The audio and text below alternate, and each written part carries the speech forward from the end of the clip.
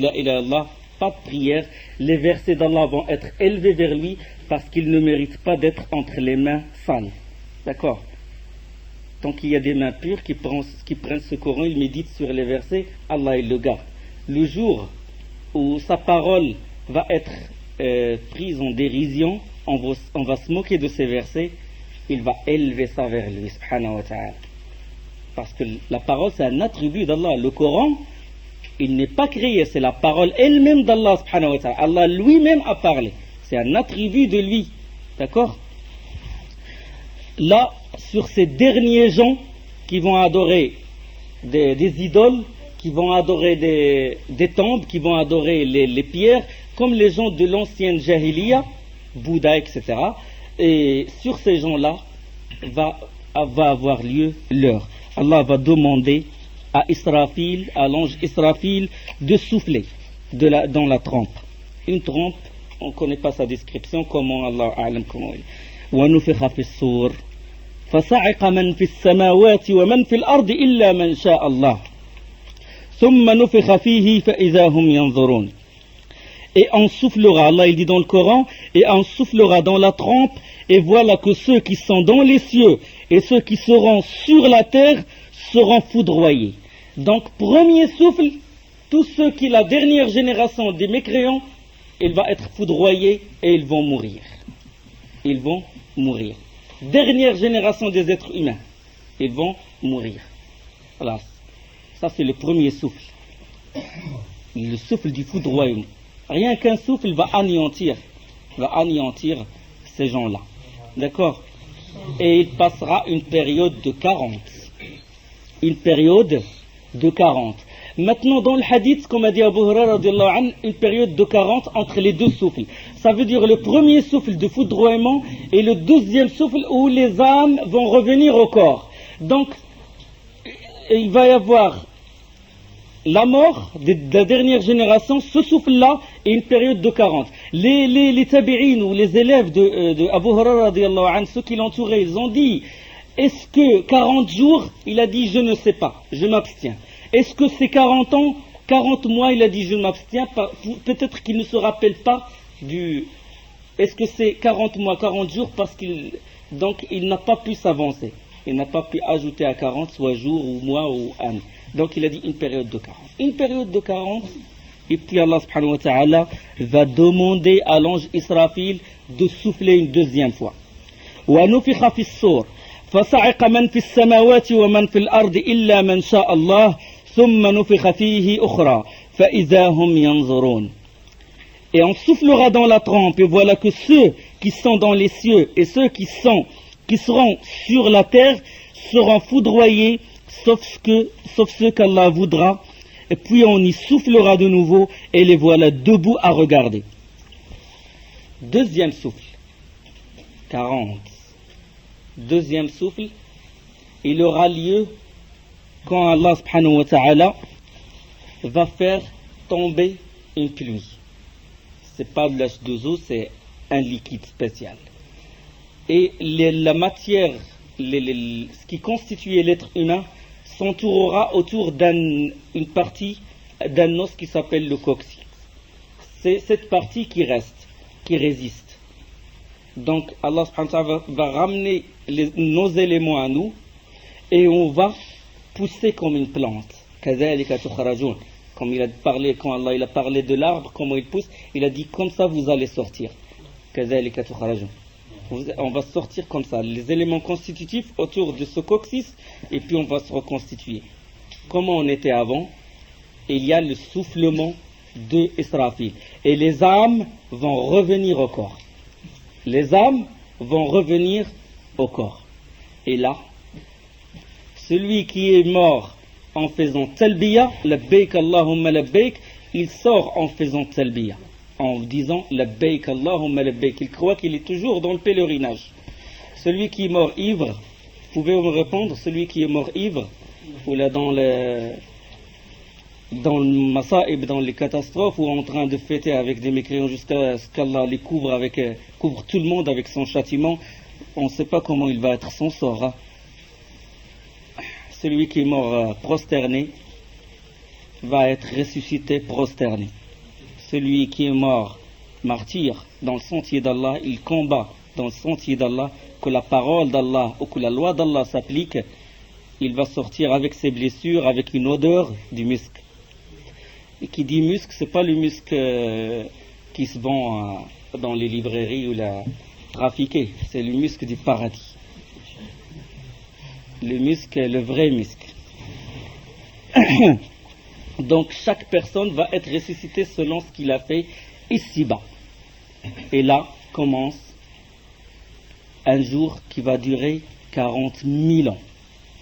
40 ألف سنة في يوم كان مقداره 50 ألف سنة 50 ألف سنة. سورة المعارج تعرج الملائكة والروح إليه في يوم كان مقداره 50 ألف سنة. 50 000 ans va durer. La personne est ressuscitée, période de 50 000 ans, il attend le jugement, il attend. Vous avez imaginé qu'Allah vous protège, que vous n'avez jamais quelqu'un qui attend la sentence, un criminel, ou il a volé, ou il a dans la petite cage là, dans la petite cage, il attend que le juge donne sa sentence. Comment il tremble. Et c'est une question de 3 ans, 4 ans, 5 ans, 10 ans. Perpétuité, comme on appelle perpétuité, 60 ans, aïe, là, 60 ans. Il est toujours vivant, mais c'est une question d'éternité. Il va être jugé, c'est une question d'éternité. Vous vous rendez compte de la situation? C'est pas que tu vas être châtié, on va te tuer, ou bien on va juger 30 ans de prison, ou 20 ans de prison, éternité. Éternité, vous vous rendez compte ce que ça veut dire éternité? C'est le 5e rapport entre l'âme et le corps. Quand l'âme il va rentrer, c'est la relation la plus forte. Et la personne, il est lui-même quand il était ici-bas, mais il va acquérir une certaine résistance, une certaine force, parce que on va vivre d'autres normes. Le soleil va s'approcher de la tête des gens d'une distance de 1000. Le Miqdad radiyallahu anhu, il a dit 1000, ça veut dire, je ne sais pas ce qu'a voulu dire le prophète sallam. Est-ce que 1000 c'est la distance sur terre, mile, ou est-ce que 1000 ça veut dire la longueur de l'aiguille du khul? Parce qu'on l'appelle aussi le mail, l'aiguille qu'on utilise là, qu'on utilise pour les yeux. Le soleil va s'approcher et les gens vont être noyés dans la sueur. Donc il y a des gens où la sueur leur atteint aux pieds, d'autres aux genoux, d'autres à la cuisse, au ventre, et d'autres vont nager dans la sueur à cause de cet événement-là, ce jour-là qui va durer 50 000 ans. Maintenant, une personne qu'on met sous un soleil brûlant, il ne peut pas tenir 3 jours. Mais dans l'au-delà, il y a d'autres normes. D'accord? Il y a d'autres normes et il attend le jugement. Et là, après 50 000 ans, ils vont chercher celui qui peut intercéder en leur faveur. Ils vont courir chez Nuh, chez Adam, ils vont courir chez Nuh, ils vont courir juste pour qu'Allah les juges ne peuvent pas supporter. L'attente. Et le prophète sallallahu alayhi wa sallam, il a dit, dans l'explication, et même dans Surat al-Muddathir, فَإِذَا نُقِرَ فِي النَّاقُورِ فَذَلِكَ يَوْمَئِذٍ يَوْمٌ عَسِيرٌ. Ce jour-là sera un jour difficile. عَلَى الْكَافِرِينَ غَيْرُ يَسِيرٌ. Pour les mécréants, ça ne va pas être un jour facile. Et il sera facile pour les musulmans. Et le prophète sallallahu alayhi wa sallam, il a dit, cette durée de 50 000 ans, c'est comme 2 rak'at que fait le vrai croyant. Vous vous rendez compte? Les normes diffèrent selon les personnes, selon les péchés qu'ils ont faits. D'accord? Le prophète sallallahu alayhi wa sallam nous donne les deux extrêmes, le kafir, le mécréant, et le croyant, le vrai croyant. Et il n'a pas donné le croyant qui commet des péchés, etc. Donc ils attendent le jugement. Le prophète sallallahu alayhi wa sallam va intercéder en leur faveur. Je crois que je vais m'arrêter ici parce que c'est un sujet assez long. On a pas, donc le jugement et après les registres, et Allah va juger chacun selon ses œuvres. Il va les peser, soit peser la personne lui-même ou peser les œuvres qu'il a fait, ou c'est des registres, etc. De toute façon, ça a besoin de détails. Et le passage par le pont Sirat, et chacun selon ses œuvres aussi va passer. Il y en a qui vont passer comme un éclair, comme un chevalier, comme le vent, comme un cavalier, pardon, comme quelqu'un sur un cheval, la course d'un cheval, ou bien comme un piéton qui court, ou comme quelqu'un qui marche à quatre pattes. Et il y a d'autres qui vont tomber dans l'enfer, parce que l'enfer va être en bas de ce pont-là, et les prophètes ils invoquent Allah subhanahu wa ta'ala à côté, autour de ce pont-là, pour qu'Allah subhanahu wa ta'ala protège les croyants. Jusqu'à quand ils arrivent au bout du pont, là, les croyants, ils vont se réconcilier, il y aura quelque chose entre eux, des réticences, etc. Quand leurs cœurs vont être purifiés, ils rentreront au paradis, et le premier qui ouvre la porte du paradis, c'est qui? Prophète sallallahu alayhi wa sallam. Nous sommes la dernière communauté et nous sommes la première à rentrer au paradis, Inch'Allah. سبحانك اللهم بحمدك أشهد أن لا إله إلا أنت أستغفرك وأتوب إليك. Je sais que c'est cette cinquième étape où s'effectue la relation la plus forte entre l'âme et le corps. Ça veut dire que si quelqu'un vit le bonheur, c'est le bonheur parfait. Et si quelqu'un vit le châtiment, c'est le châtiment le plus dur. D'accord?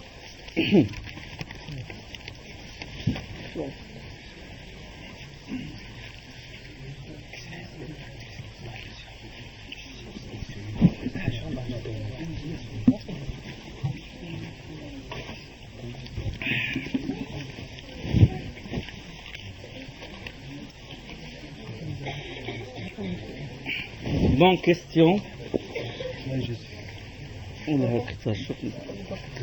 Bon, ça, on a déjà répondu. Qu'est-ce qui se passe quand on meurt? Quand on est musulman, qu'est-ce qui se passe? Bon, c'est clair. L'infidèle, on a parlé. L'au-delà, c'est quoi? On a parlé. L'au-delà, bon, il y a l'étape entre la mort et la grande résurrection. Et après la grande résurrection, c'est le paradis ou l'enfer. Est-ce qu'on est interrogé? Oui. Est-ce qu'on parle? Est-ce qu'on bouge? Oui. Dans la tombe. Ah oui, c'est pour... où est-ce qu'il Ardouane? D'accord, je lui donnerai un. Est-ce qu'on est interrogé? Oui. Juste après la mort? Oui, on est interrogé. Est-ce qu'on parle? Oui. Est-ce qu'on bouge? Oui, on bouge quand on est dans le monde de l'barzakh, quand on dépasse cette barrière, parce que bon, les mujahid, ceux qui ont combattu dans le sentier d'Allah, leurs âmes seront dans des oiseaux verts qui circuleront autour du trône d'Allah subhanahu wa ta'ala, et le mécréant, il bouge et il souffre et il voit des choses que nous ne voyons pas. D'accord? Et la tombe, on appelle tombe juste parce que la majorité des gens, quand ils meurent, on les enterre. D'accord? Quand la majorité des gens meurent, on les enterre. Mais celui qui est tombé dans une lave de volcan de 3000 degrés et qu'il se fond, qu'est-ce qu'on va dire à son propos? S'il mérite le bonheur de la tombe, il vivra le bonheur de la tombe et il sera interrogé. S'il mérite le châtiment de la tombe, il subira le châtiment de la tombe. Il y a des gens quand on a jeté dans l'acide ou ils sont dissous, s'ils méritent le bonheur, ils le vivront. S'ils méritent le châtiment, ils le vivront. Étape obligatoirement, tout le monde va passer par cette étape-là. Qu'est-ce qu'on y voit? On voit soit notre place au paradis, Inch'Allah, ou le mécréant voit sa place en enfer. Et selon la mécréance, ou selon... il va subir soit le feu, soit... Allah subhanahu wa ta'ala sait ce qu'il va subir. Mais Allah nous a dit qu'on doit croire au châtiment de la tombe. Que doit-on faire avant de mourir? La première chose, qu'est-ce qu'on doit faire avant de mourir? C'est d'étudier, de connaître son propre créateur et l'adorer conformément à ce qu'a légiféré le prophète sallallahu alayhi wa sallam. Se soumettre au texte coranique et se soumettre à la sunna. D'accord? se soumettre vraiment, essayer de faire l'effort, parce que ici-bas c'est un test. Et il y a toujours des gens qui utilisent ce terme, il faut prendre comme modèle le prophète sallallahu alayhi wa sallam. Il faut faire la salat à l'heure. Ils disent oui mais, toujours ce oui mais mon patron, il ne peut pas me laisser, il y a des choses, j'ai honte, oui mais, je peux dire, je peux être d'accord avec toi ici-bas, mais ce terme oui mais, tu peux le dire à Allah subhanahu wa ta'ala. Dis-le, est-ce que c'est un prétexte qu'il va l'accepter? Si tu garantis qu'il accepte ce terme, cette phrase de oui, mais ça et ça et ça, khlas. Donc dans le delà, يوم تأتي كل نفس تجادل عن نفسها وتوفى كل نفس ما كسبت وهم لا يظلمون. Le jour où chaque âme va disputer comme ça, va utiliser des arguments et tout pour se défendre, et chaque âme va être rétribuée selon ce qu'elle a fait. Il va discuter. Oh Allah, moi si tu m'as laissé au moins une année, je peux faire toutes les bonnes œuvres. Oh Allah, c'est lui-là qui m'a détourné. Oh Allah, ces gens-là, ils nous ont détournés, ils ont mal montré la vérité, ils nous ont déviés. Mets-les sous nos pieds pour qu'on les piétine. Tout ça c'est évoqué dans le Coran. Laoula akhartani ila ajalin qarib. Donne-moi un simple délai ce que je vais faire. Tu vas voir ce que je vais faire. Trop tard. Oh, si c'était pas ce patron-là, je changerais de travail, je prierais à l'heure, etc. Regret. Wa anzirhum al-hasra iz qudiya al-amr. Avertis-leur le jour du regret. Regret. Allah t'a donné la force, t'a donné la santé et tout, tu ne l'as pas utilisé dans la voie d'Allah. Tu ne t'étais pas convaincu. Quand une sunna te vient, tu dis, de toute façon, c'est juste des futilités. Il faut se baser sur les piliers, sur prendre ce qu'on veut de la sunna, de la voie du prophète, et on jette ce qu'on veut. Non. Ya ayyuhalladhina amanu dkhulu fi s-silmi kaffa. Rentrez en islam en entier. Obéissez à toutes les lois. C'est une épreuve.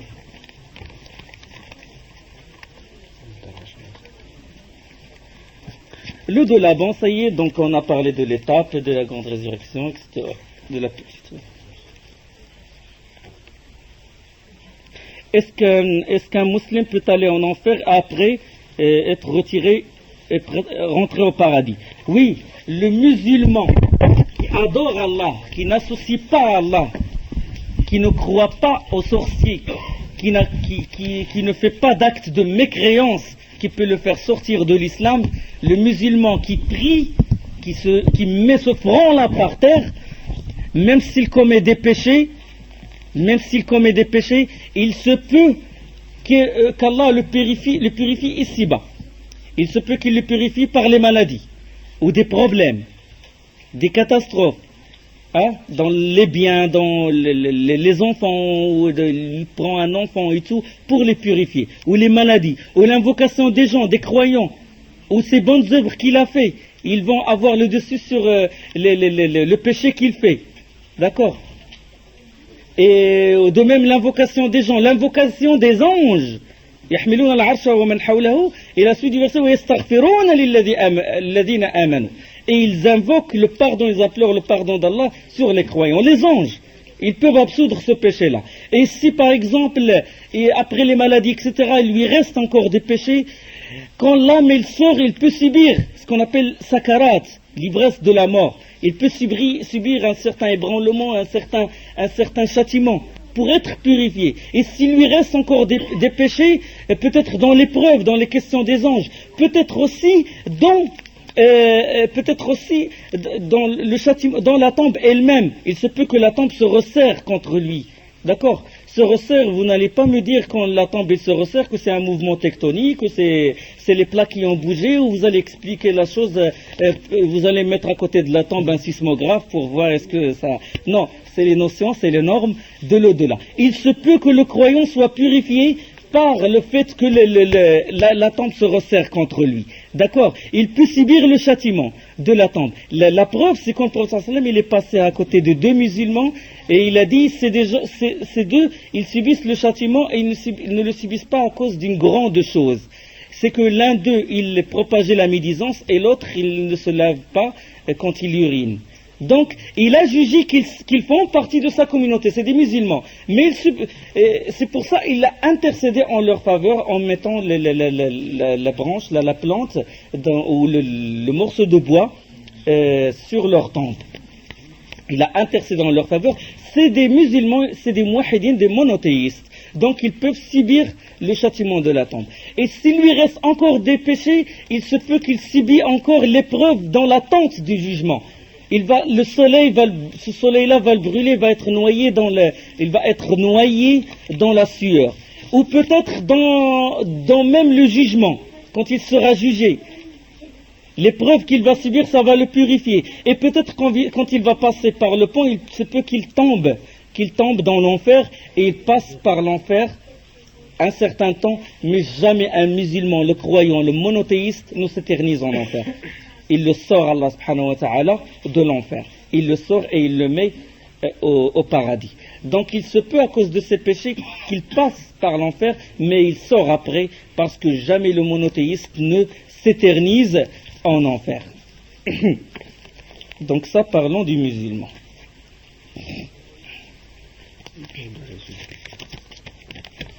Bon, combien de questions on a parlé? C'est trois questions, mais selon le hadith de Bara ibn Azib, quel est ton Seigneur, quel est cet homme qu'on t'a envoyé, et quelle est ta religion, et dans un autre hadith, quelle est ton œuvre?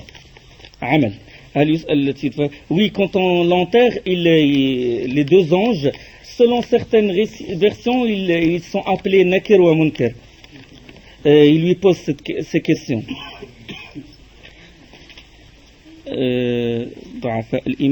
Oui, ceux qui ont la foi faible, ils peuvent répondre, oui, ils peuvent répondre.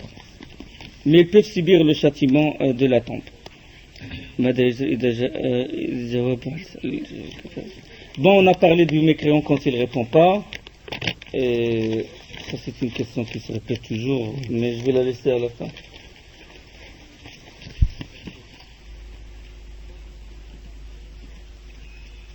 Quelle est la mort la plus douce? C'est quand l'âme elle quitte le corps, comme a décrit le prophète sallallahu alayhi wa sallam, comme une goutte qui sort de la jarre. Donc la plus douce, c'est celle des prophètes. Ça veut dire que l'âme il va sortir facilement. Et celle des martyrs, c'est comme un simple pincement sur sa peau. Donc il va être douce pour les martyrs, les véridiques, les prophètes et les vrais croyants. Et selon ce qu'a fait la personne ici-bas, plus il fait des bonnes œuvres, plus la chance que son âme sorte doucement est grande.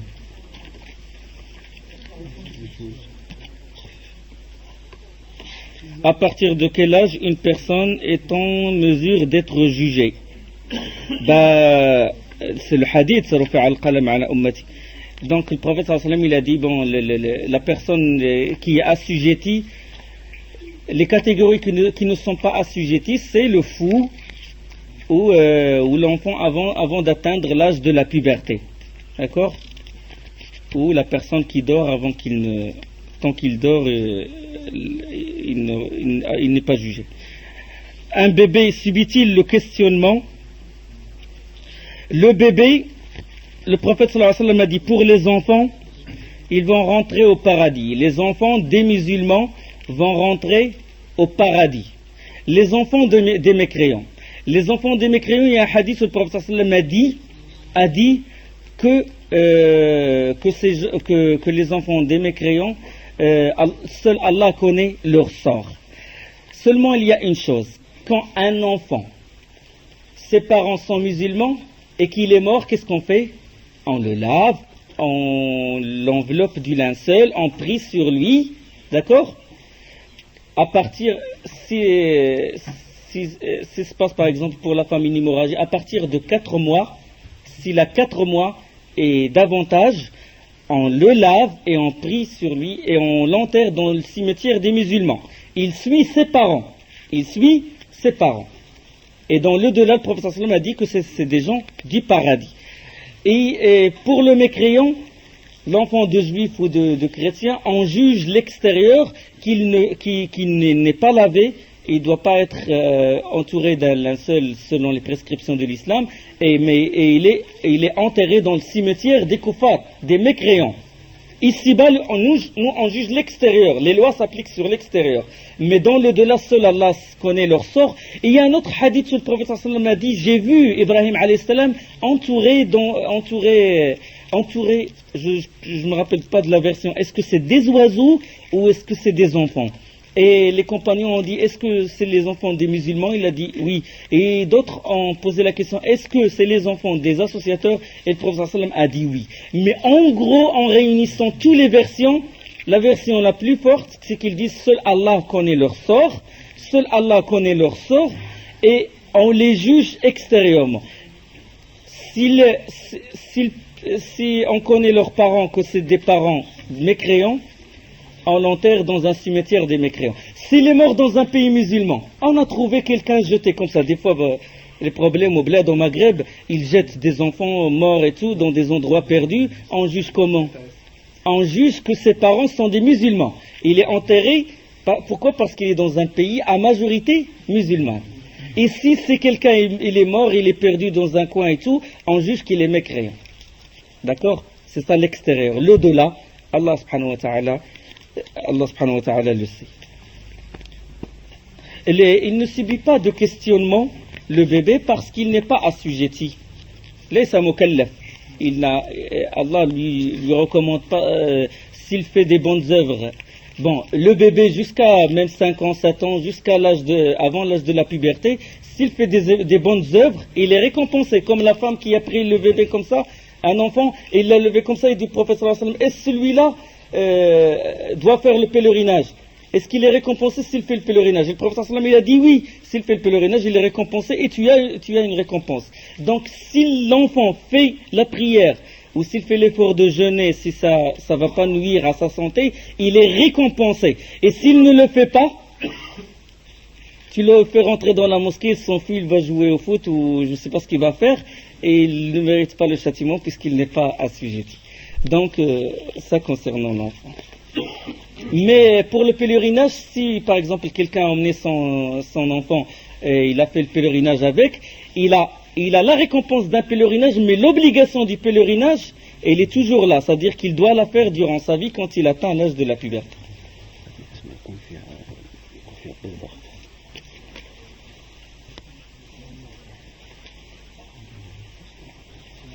C'est quoi déjà? Est-ce que quelqu'un qui fait des... Est-ce que quelqu'un qui fait des péchés? Jeune, quand il est jeune, est-ce que tu lui pardonnes? Et est-ce que quelqu'un qui se fait avorter, ça peut faire différence? Quelqu'un qui fait des péchés et en même temps il jeûne. En tant que jeune. En tant que jeune? Il faut bien écrire... en tant que jeune, est-ce que Allah lui pardonne? Le repentir, quand la personne il se repent, Allah lui absout ce qu'il a fait, les péchés qu'il a fait avant. S'il est sincère.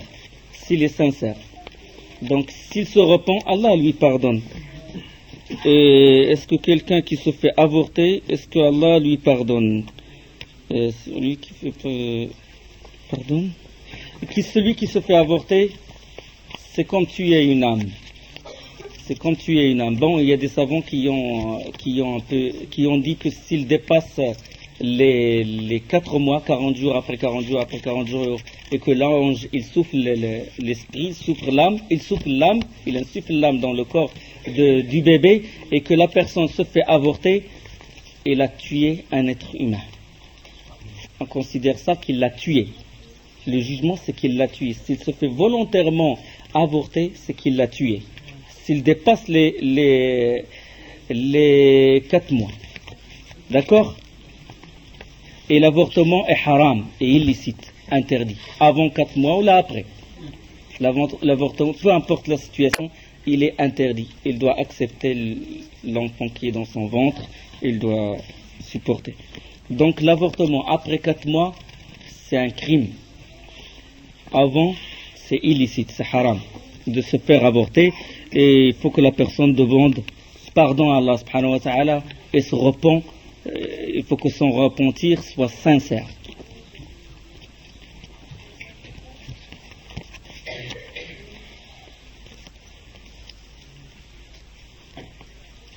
Oui, Bismillah.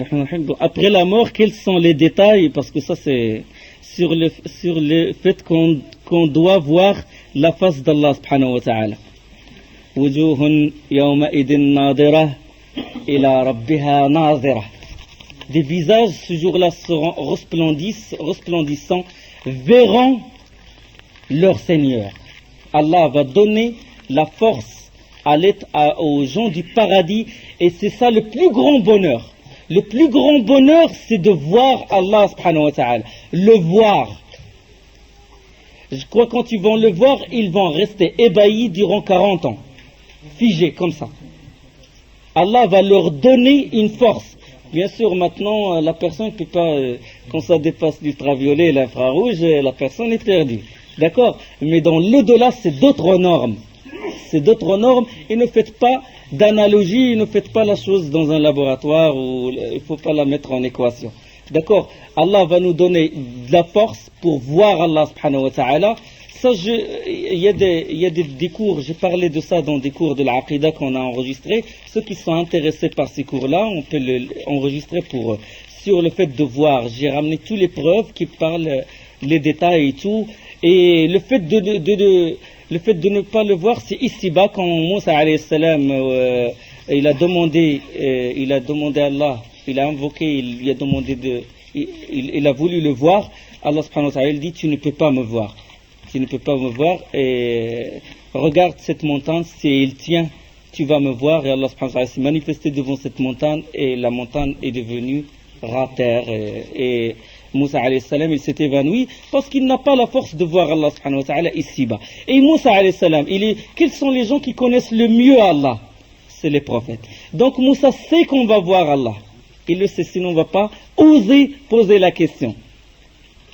ولما جاء موسى لميقاتنا وكلمه ربه قال ربي أرني أنظر إليك. Donc quand Moussa il est venu à notre rendez-vous et qu'il a parlé à son Seigneur et que son Seigneur lui a parlé, il dit, oh mon Seigneur, est-ce que je peux te voir? Arini anzur ilayk. Et Allah subhanahu wa ta'ala lui dit, tu ne peux pas me voir ici-bas, mais dans l'au-delà, wujuhun yawma idhin nadira ila rabbiha nazira. Texte, c'est clair. Et le prophète sallam, il dit, vous allez voir votre Seigneur comme vous voyez la lune, et vous n'allez pas vous disputer, c'est-à-dire vous n'allez pas vous disputer pour le voir. Ça veut dire que tous les croyants vont le voir. Dans l'une des versions du hadith, parce que dans l'autre, il dit, vous n'allez pas sentir de gêne en vous-même quand vous allez le voir. La tudammuna fi ru'yati, et dans une version, la tudarruna fi ru'yati. Donc on va voir Allah subhanahu wa ta'ala. Donc la face d'Allah, Allah, tout ce qu'on doit savoir, c'est qu'il a un visage, mais comment Allah ne nous a pas parlé, les attributs d'Allah. Puisqu'Allah a parlé de ça dans le Coran, on doit croire en ça. Comment? Allah ne nous a pas dit comment. D'accord? Mais dans Aqidat al-Sunnah, dans la croyance des gens de la Sunna et de la communauté, c'est sûr que les croyants vont voir Allah, et le meilleur, c'est celui qui va le voir 2 fois par jour, les jours qu'Allah veut dans l'au-delà. Où se trouve l'enfer? Où est-ce qu'il se trouve? L'enfer, il se trouve sous la terre, sous cette terre-là. D'accord? L'enfer se trouve sous cette terre-là. Et il y a des textes là-dessus, mais je ne me rappelle pas des textes. Mais Cheikh Al-Uthaymin, on lui a posé la même question. Il y a un texte coranique, astaghfirullah, dans Surat Al-Mutaffifin. وَإِنَّ الْفُجَّارَ لَفِي سِجِّينٍ إِنَّ كِتَابَ الْفُجَّارِ لَفِي سِجِّينٍ وَمَا أَدْرَاكَ مَا سِجِّينٍ كِتَابٌ مَرْقُومٌ. Le livre, le registre, ou ce qu'on a écrit pour les pervers, là c'est les associateurs, Fujjar, les associateurs. La fi Sijjin, ça veut dire au fin fond de la terre. Dans Sijjin, vous allez voir ça, lire ça dans Surat Al-Mutaffifin. Donc c'est sous la terre, donc au cœur de cette terre. Et c'est là, Cheikh Al-Uthaymin dans une fatwa, il a répondu pareil. Qui est Abu Lahab? Abu Lahab, c'est l'oncle du prophète sallallahu alayhi wa sallam. Et Allah subhanahu wa ta'ala, il dit qu'il va subir le châtiment de l'enfer. Sayasla naran zata lahab. Preuve. وَمَنْ أَبْطَأَ بِهِ عَمَلُهُ لَمْ يُسْرِعْ بِهِ نَسَبُهُ. Celui dont les œuvres ont retardé pour rejoindre le paradis, la généalogie ou la parenté ne va pas le pousser à rentrer au paradis. Ça veut dire qu'Abu Lahab, qui est l'oncle du prophète sallallahu alayhi wa sallam, sa parenté ne lui a rien profité. Il n'a pas profité de cette parenté. Il est l'oncle. Et c'est pour cette raison qu'Allah subhanahu wa ta'ala dit Tabbat yada Abi Lahab wa tab ma aghna anhu maluhu wa ma kasab sayasla naran dhata lahab. Il est l'oncle. Et je vais évoquer, il s'appelle Abu Lahab et il va être éternel en enfer. La parenté, il dit moi je suis shérif. Je suis un saint parce que je fais partie de la descendance du prophète sallallahu alayhi wa sallam. Est-ce qu'il si tu n'as pas suivi, tu n'as pas pris le prophète sallallahu alayhi wa sallam comme modèle, ça ne va rien te bénéficier. Mais si tu l'as suivi, la parenté peut avoir, tu peux avoir l'avantage avec cette parenté. D'accord? Le fait d'appartenir à Ahl Bayt, de la famille du prophète sallallahu alayhi wa sallam. Si tu suis le prophète sallallahu alayhi wa sallam, les recommandations du prophète sallallahu alayhi wa sallam, tu vas gagner le mérite de la parenté et le mérite de l'islam. Mais si tu ne le suis pas, tu perds les deux. Donc ça c'est Abu Lahab, il a raison. Malgré qu'on sait qu'on soit des parents musulmans, qu'on ne pratique pas la salat, est-ce qu'on est considéré? C'est toujours la question de celui qui abandonne. Bon,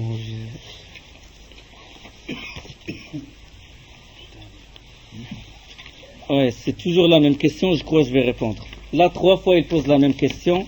Celui qui ne prie pas. Celui qui ne prie pas. Le prophète sallallahu alayhi wa sallam, il a dit dans un hadith authentique, 2 hadiths, l'un rapporté par l'imam Muslim et l'autre rapporté par l'imam Ahmed. Al-ahdu alladhi baynana wa baynahum as-salah, faman tarakaha faqad kafar. Le pacte qui est entre nous et eux, c'est la salat. Celui qui l'abandonne est kafar, est mécréant.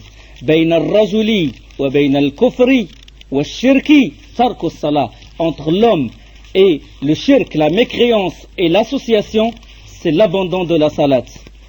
Ra'sul amr al-islam. Tout ça, c'est des hadiths. La tête de toute chose, c'est l'islam. Wa amouduhu as-salat. Et son squelette, c'est la salat. Wa dirwatu sanamihi al-jihad. Et la partie la plus élevée, la plus apparente, c'est le jihad. Donc quand le squelette il tombe, est-ce que la chose il tient? Il ne tient pas. D'accord? Certes, les savants ils divergèrent sur le fait d'abandonner la salat, sur le fait est-ce que la personne qui abandonne la salat est musulman ou non musulman. Il y a une certaine divergence entre les savants. Mais attention, ils divergent, est-ce qu'il va s'éterniser en enfer? Ils divergent sur ça. Est-ce qu'il va s'éterniser? Les uns disent qu'il va s'éterniser, les autres ils vont dire il est sous la volonté d'Allah.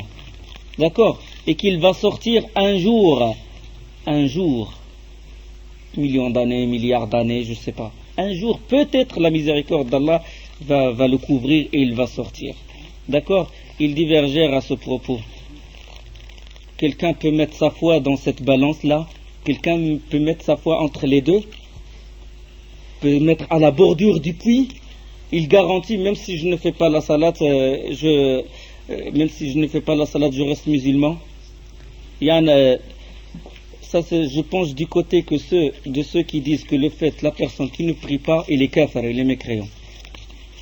Celui qui ne prie pas, il n'est pas musulman. Et c'est un avis très fort. C'est un avis,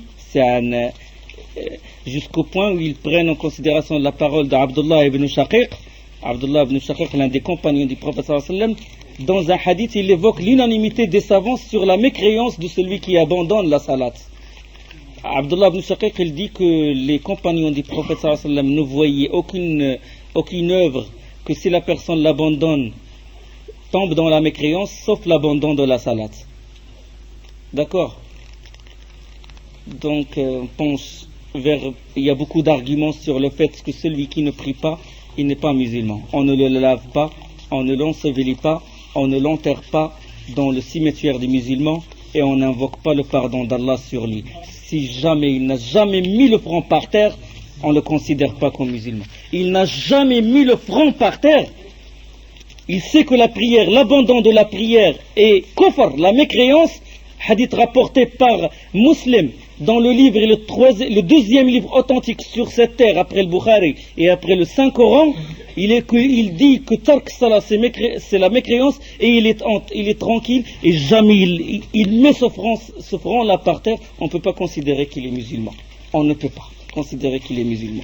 Ce n'est pas attendre qu'il ait un accident ou qu'il meure et est-ce qu'on va le sauver, est-ce qu'on va lire sur sa tombe, si on lit sur sa tombe le Coran, est-ce que la miséricorde va l'atteindre? Quand il meurt, il rend l'âme, il a dépassé cette barrière. S'il est mort mécréant, aucune œuvre ne lui arrive. Et il est interdit à un musulman qu'il demande le pardon d'Allah sur lui. Je dis c'est un avis des savants, et moi je pense de ce côté.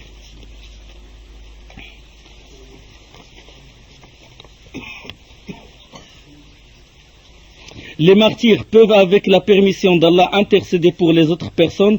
Est-ce qu'ils peuvent intercéder même pour des personnes associatrices ou bien pour des personnes qui avaient renié ici-bas l'islam? Maintenant, les martyrs, ils intercèdent. Ils intercèdent en faveur de 70 de leurs parents. Et l'intercession ne profite qu'aux monothéistes. D'accord? Qu'au muwahhid, celui qui adore Allah subhanahu wa ta'ala unique. Il n'y a pas d'intercession pour l'associateur, il n'y a pas d'intercession pour celui qui renie l'islam.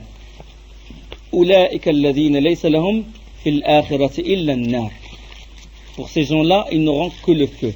Il n'y a pas d'intercession en faveur de la personne qui est associée à Allah. Il n'y a pas d'intercession en faveur de la personne qui renie l'islam. Il n'y a pas d'intercession. ما كان للنبي والذين آمنوا معه أن يستغفروا للمشركين ولو كانوا أولي قربى من بعد ما تبين لهم أنهم أصحاب الجحيم. Il n'appartient pas au prophète sallallahu alayhi wa sallam et ceux qui ont cru et ceux qui les suivent d'implorer le pardon d'Allah sur les mécréants, sur les mécréants après qu'ils étaient sûrs qu'ils feraient partie des gens du Jahim. Donc, pas d'intercession. L'intercession, man as'adullahi bi shafa'atika ya Rasulallah. Abu Huraira a posé la question. Qui est celui qui va profiter de ton intercession envoyée d'Allah? Et le prophète sallam a répondu, man qala la ilaha illallah khalisan min qalbih, celui qui dit la ilaha illallah tout en étant sincère. Et il est impossible, je dis bien, il est impossible que quelqu'un soit sincère et ne met pas le front par terre.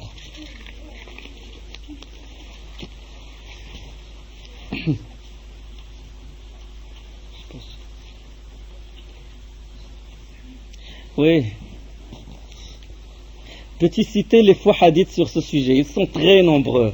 Les faux hadiths et tout, mais tout simplement parce qu'il y a un hadith dans le livre de Al-Kaba'ir. Il y a beaucoup de faux hadiths là-dessus. Et c'est pour ça que quand vous cherchez un livre qui parle de ça, il faut vraiment demander aux gens pour qu'ils vous orientent. Il y a beaucoup de livres qui parlent du jour dernier, etc. Et même, de toute façon, dans le livre des grands péchés de l'Hafid al-Zahabi, c'est ça, on l'appelle les grands péchés, et on doute de l'attribution de ce livre à lui. Les grands savants, ils disent peut-être que ce livre, ce n'est pas à lui, c'est pas lui qui l'a écrit, et il a été écrit par d'autres, et ils ont fait des hadiths mensongers, comme le hadith que quand on est dans la tombe, il y a, comment on appelle ça, un serpent qui le mange ou qui le pique, il est châtié par 15 châtiments, 5 durant la vie, 5 dans la tombe, etc. Ça c'est un faux hadith mensonger. Il faut prendre des hadiths qui sont dans les authentiques comme Bukhari et Muslim et qui sont authentifiés par les grands savants. D'accord? Il faut s'assurer sur l'authenticité du hadith parce que c'est pas à chaque fois que vous allez lire le prophète sallallahu alayhi wa sallam a dit, c'est vous devez attribuer ça au prophète sallallahu alayhi wa sallam. Non, parce qu'il y a des gens qui ont menti sur le prophète sallallahu alayhi wa sallam. Ça, est-ce qu'il y a des gens qui ont menti? Oui, il y a des gens qui ont menti sur le prophète sallallahu alayhi wa sallam. Mais les soldats d'Allah qui sont les savants